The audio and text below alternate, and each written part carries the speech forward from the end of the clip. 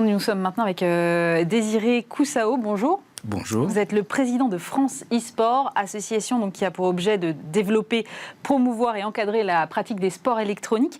Et je me demandais si aujourd'hui, ça y est, on a bouclé cette polémique. Est-ce que l'e-sport est maintenant un sport comme un autre ? Je lisais l'équipe hier et je voyais qu'on rapportait que 4 clubs français étaient bien partis dans l'European Masters de League of Legends. Ça veut dire... Voilà, au même titre que le tennis, le basket ou la Formule 1 ou que sais-je, ou le football évidemment, on a dans l'équipe maintenant des pages e-sport. Donc la polémique est close. L'e-sport, c'est un sport comme un autre ou pas ? Absolument pas. Je sais que c'est une polémique qui est vieille de plus de 20 ans. Non, l'e-sport est une pratique. C'est une pratique qui permet à 2 compétiteurs ou 2 groupes de compétiteurs de s'affronter par le biais d'un ordinateur, d'une console, d'un mobile, d'un téléphone mobile et même bientôt en VR. Donc on retrouve effectivement tous les ingrédients d'un sport, mais aujourd'hui, en tout cas d'un point de vue institutionnel, non. L'e-sport n'est pas un sport et c'est même un sujet qui peut devenir très sensible lorsqu'on en parle avec les institutions comme le ministère des Sports ou avec les éditeurs de jeux vidéo. Alors, combien de Français pratiquent l'e-sport aujourd'hui ? Parce qu'on a quand même le sentiment, enfin moi en tout cas, j'ai le sentiment que c'est un truc réservé à des initiés. Non, aujourd'hui, la pratique e-sportive, alors il faut bien définir ce qu'on appelle pratiquer l'e-sport. Un peu comme quand on parle de pratiquer du sport. Est-ce que le fait de jouer au tennis contre un mur est du sport ? Évidemment, c'est pas la même chose que lorsque Nadal affronte en finale n'importe quel autre joueur sur le court. Donc, on a à France e-Sport, on mène depuis 4 ans maintenant une étude qui s'appelle le baromètre France e-Sport, sur lequel on étudie un petit peu tout ça. Et on a à peu près classifié la pratique de l'e-sport, on va dire, dans 3 catégories. On va dire, le e-sport grand public, c'est-à-dire vous jouez contre votre frère ou votre sœur sur le canapé sans enjeu particulier. C'est de la pratique de l'e-sport, on va dire, loisir. Sinon, vous pouvez aussi pratiquer de l'e-sport toujours dans votre canapé, mais en participant à des compétitions sur le jeu, avec un classement sur le jeu, mais sans aller forcément dans des compétitions officielles. Et puis après, vous avez l'e-sport amateur, où réellement vous en faites une pratique en vous déplaçant, en allant dans des compétitions. Donc vous avez ces 3 types de composantes. En gros, je vais donner des chiffres vraiment très, très, très grossiers. Le détail, vous le trouvez sur le site internet. Mais vous avez 9 millions de pratiquants, la moitié à peu près qui va être grand public.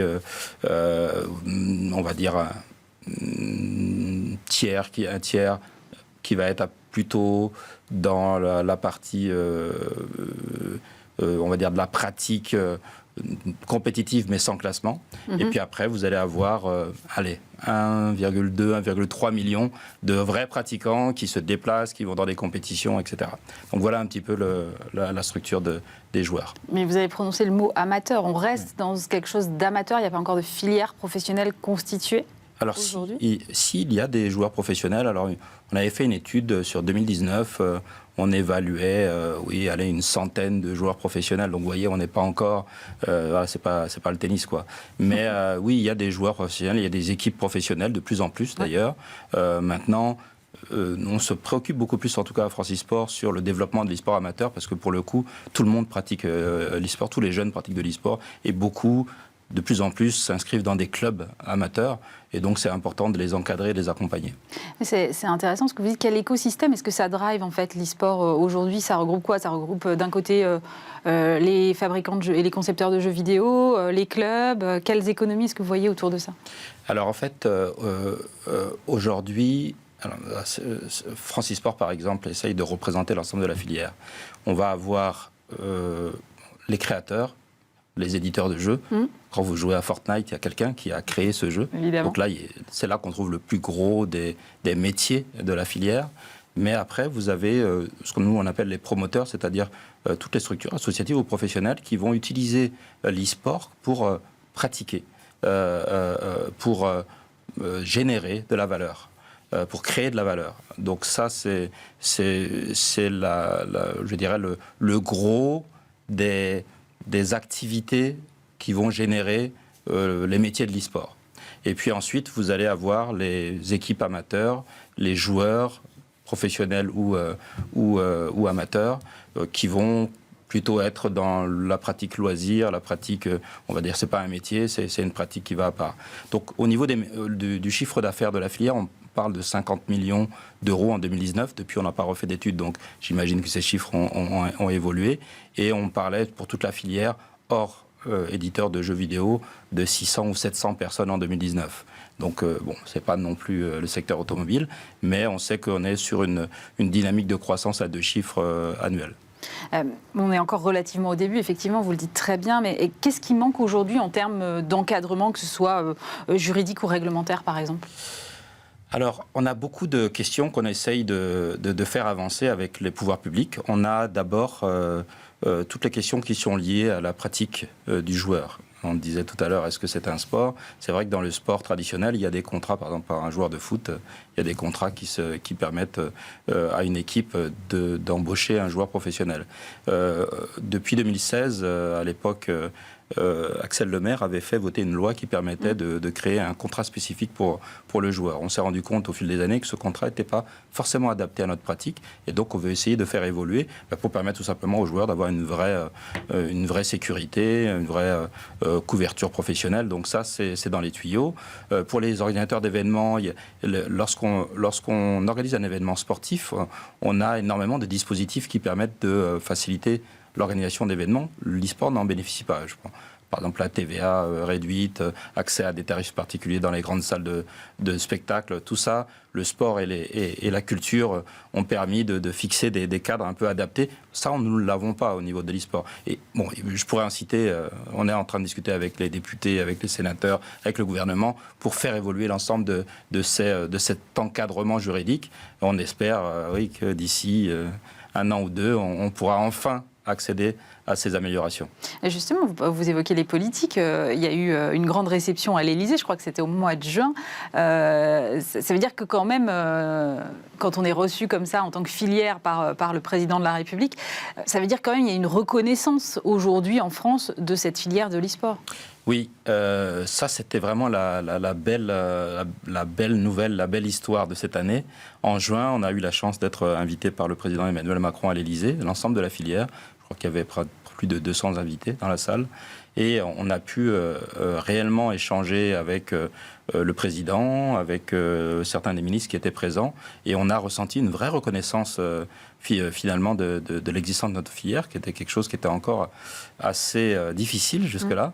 Et le président Macron a fait de nombreuses annonces pour vraiment montrer le soutien que les pouvoirs publics voulaient amener sur cette filière. Je tiens quand même à préciser que ça peut paraître quelque chose de super avant-gardiste, mais il y a beaucoup de pays qui ont déjà intégré l'e-sport comme étant une pratique reconnu comme un sport, avec un accompagnement identique à celui du sport.